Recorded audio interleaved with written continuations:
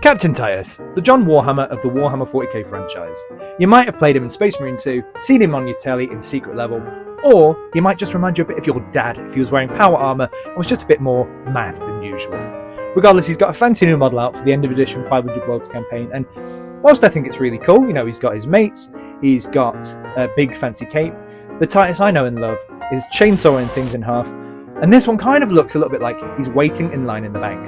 Now, no shade to the model, I think they've done a great job, but I'm going to try and make a Titus today, which is a bit more like the one that I've played in the game. He's leading from the front, he's regenerating health by chainsawing and being stuck in. So I'm going to scavenge around, see what kits I've got, and see what I can make up.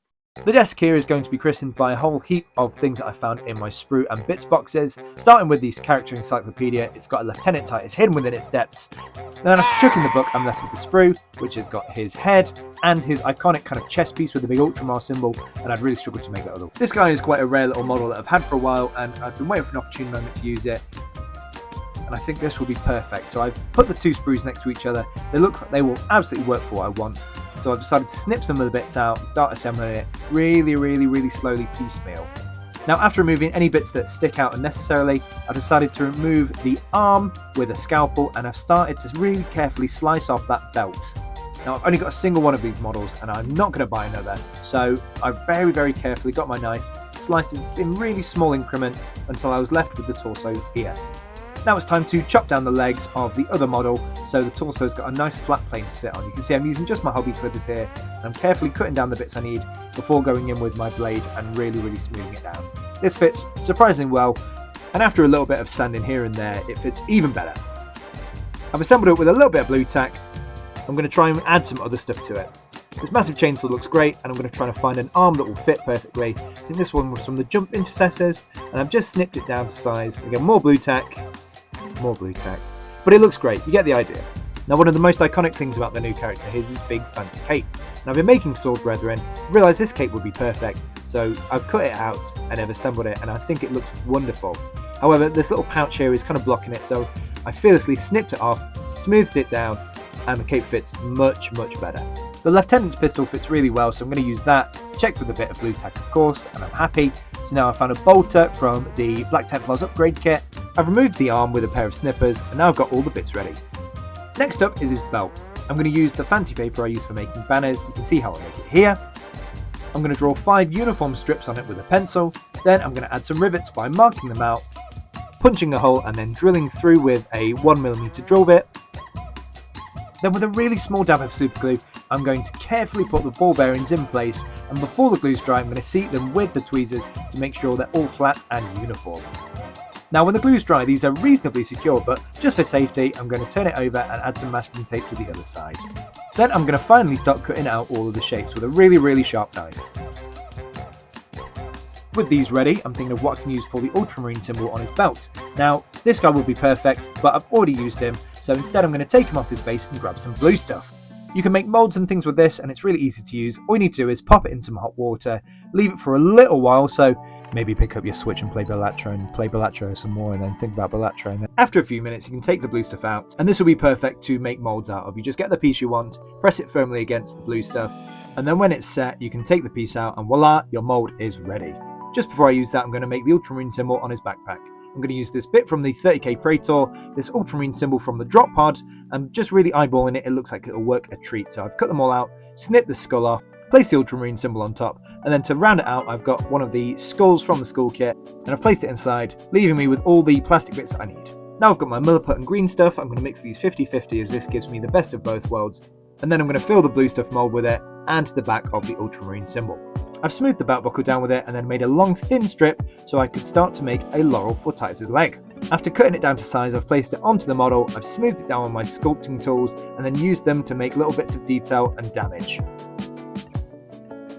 Now the reason I've used this mold to make another pistol arm is so I can get the van brace. The van brace is going to go on the chainsword arm, so I'm smoothing it all down, fixing it all together. I've used a bit of super glue and attached it onto the arm. I attached the symbol onto the backpack by first pinning it and then gently making sure it was in place. I cleaned up the other Ultramarine symbol and then attached it directly onto the belt with a bit of super glue, and then started cracking on with Titus's Inquisition keychain thing. This was just a little bit of 1.5mm chain and a little bit of super glue. Keep wrapping it around until you're happy, then you can snip it off with a pair of pliers. I then removed the Inquisition symbol off the Lieutenant Titus model and stuck it on with a little bit of super glue.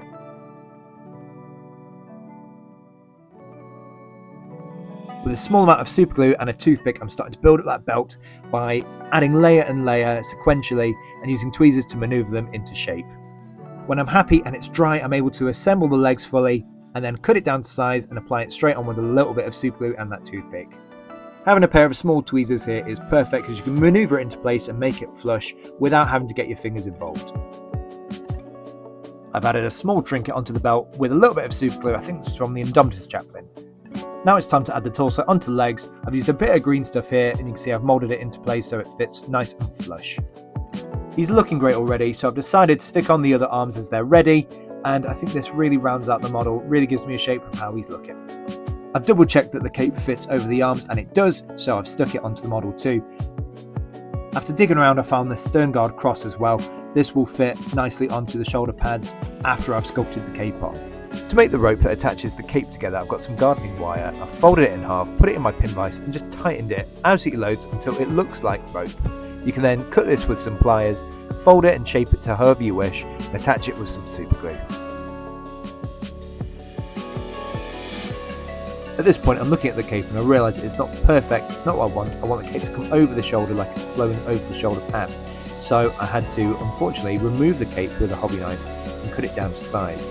This was absolutely nerve-wracking because these capes aren't easy to come by, but I moulded some green stuff up and some milliput and I decided to just go for it. So I drew the shape I wanted onto a bit of masking tape. I cut that down to size first. The cape's thickness is exactly the same size as these pieces of wire, so then I rolled out a nice flat sheet and cut it down to size. I then attached it onto the cape and moulded it as smooth as I could with some silicone tools. Then I could sand it, and when that was done, it was time for the fur. Again, I used some tape and cut it into the exact shape I wanted, so I wasn't really guessing. I then applied it onto the cape and cut it down to size, and then smoothed it out as best I could. Now, while it was still drying, I attached the backpack and then started to sculpt the fur. I do this by making small wedges with a knife or a sculpting tool, then going back in with the silicone tools and re-establishing it. Then after sticking on the rest of the gubbins, I cleaned up the fur with another sculpting tool and I was really happy with how kind of shaggy it looked. Then I had the bolter, I wanted that to go underneath the cape. Again, there was another little pouch that I needed to remove, but it fit really snug afterwards. One thing that's missing from every Titus minifigure is his iconic helmet. Literally the only variation of this helmet I could find was from this lieutenant, and he cost me an arm and a leg off eBay, so I very carefully removed the helmet and then decided to magnetise both of the heads so I could choose whichever one I wanted. This is reasonably easy, you just have to measure twice and drill once. I then took the head in some methylated spirit so I could remove the paint later. While the head was melting, I thought I'd get a start on the base. Now, this was far too large for a 40mm, so I needed to cut it down considerably. These Necrons would absolutely not fit, so instead of just throwing them away, I thought I'd make a bigger base which I could then take apart at will. I started by drawing the 40mm base onto the underside of the larger 60mm and cutting it out with a hobby knife. After double checking that Titus would fit in the hole, I got some plastic card and made a little floor for the big base to sit on. I attached this by making some milliput and kind of sandwich it underneath. After cleaning away any of the excess with a sharp hobby knife, I used some of the other milliput to fill in the base of the 40mm and sand it smooth so I could put some magnets in it. While holding everything together, I drilled some pilot holes and then removed it all and started to drill some 1.5mm holes for the magnets. These fit without too much force and just needed a dab of glue and would allow the 40mm base to snap in.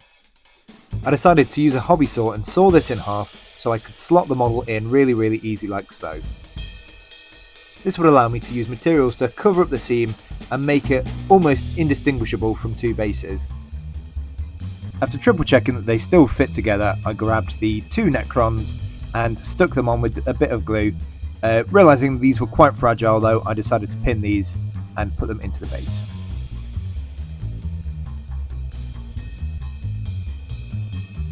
I grabbed some bark and decided to build up the base even further with small little bits that were able to overhang over the 40mm base. I personally like to base my models by using some polyfiller, dunking it in sand, and then mixing some water and PVA glue to a really runny consistency and locking it all in place. I think this looks amazing. With the PVA glue dry, I am ready to finally paint. So I've undercoated the model black, and then with some blues I've decided to mix them together on my airbrush and apply it all over in an even coat. I then grabbed some lighter blues and started to do a zenithal highlight by using progressively lighter and lighter shades of blue. So witching hour, I started to really focus on specific areas like the leg, and then I mixed a bit of cowgarl blue in to really get a crisp, bright blue. I grabbed some Signar blue and thinned it to a glazed consistency to start bumping up those shadows, especially in the darkest parts of the model.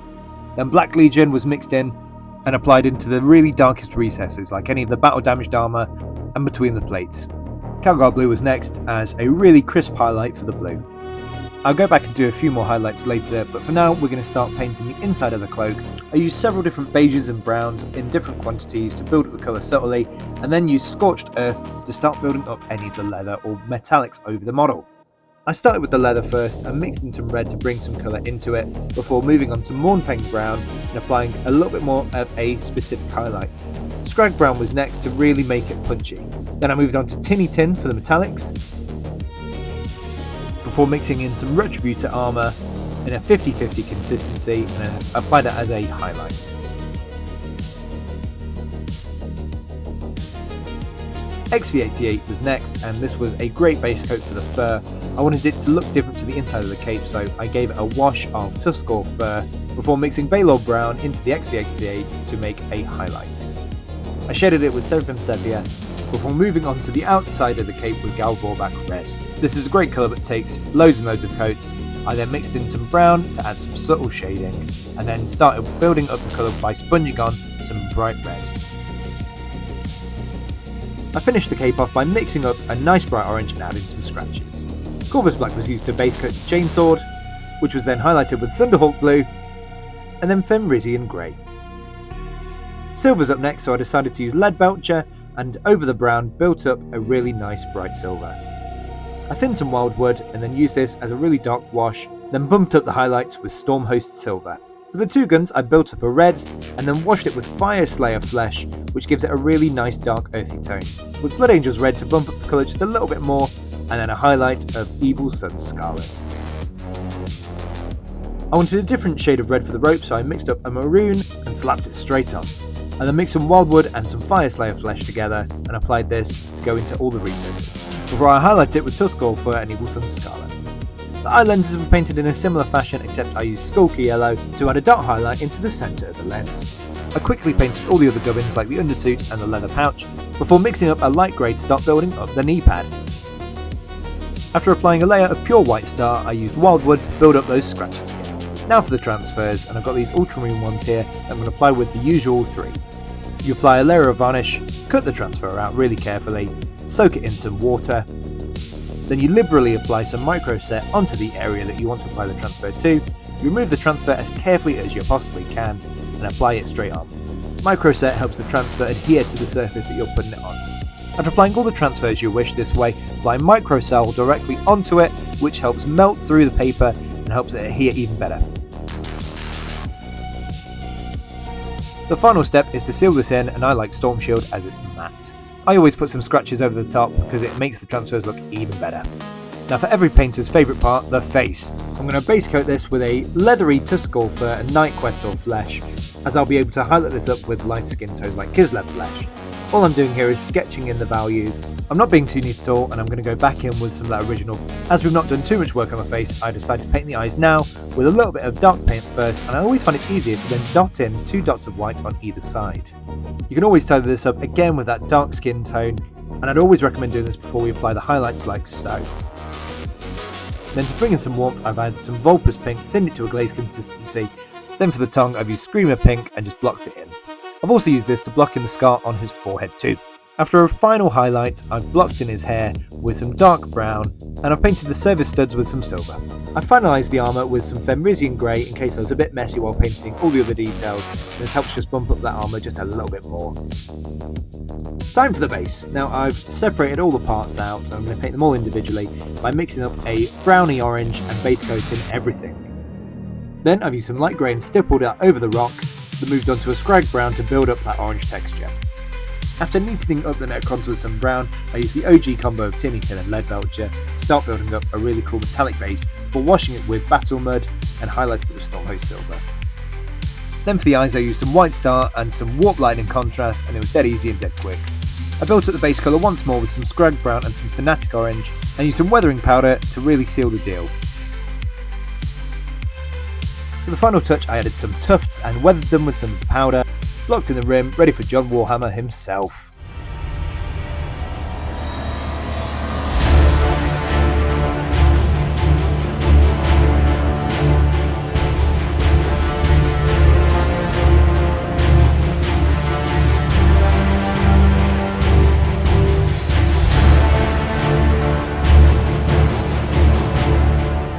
Here he is, Captaintitus, in all his glory. I am so incredibly happy with him.